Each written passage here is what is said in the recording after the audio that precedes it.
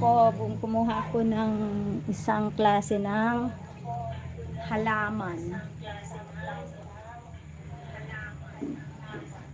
Kakainin ito, papakain natin ito sa manok at pato.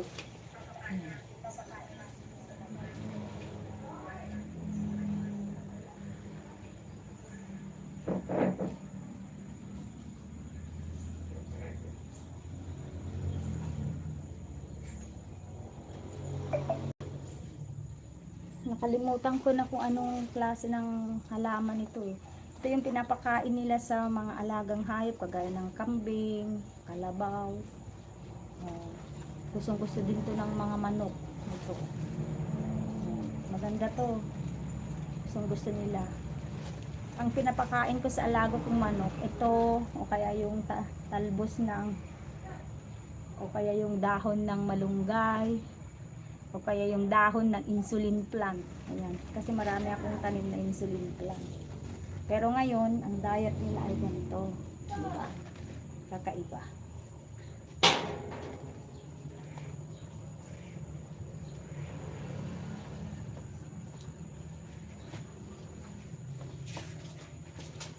Imo, kapag may tawataw dito. O kaya namin. Imol, naman tayo, Imol. Pag may tawataw ni George. May kasi Imol. Imol, oh. Come on, come on.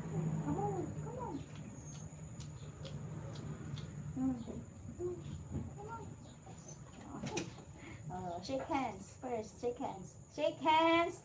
Your hand. Shake hands. Bless Imol. The other one. Congratulations.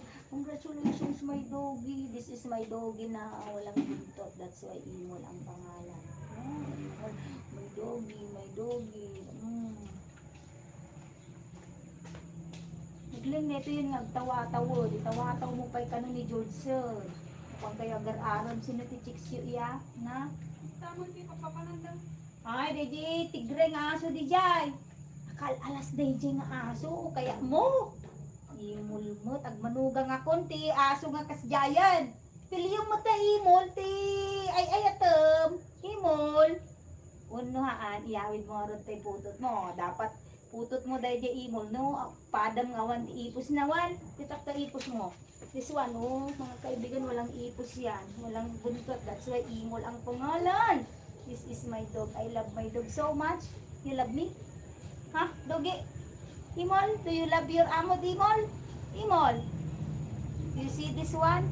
I will feed the chicken. Ito po ang diet ng mga manok ko ngayon.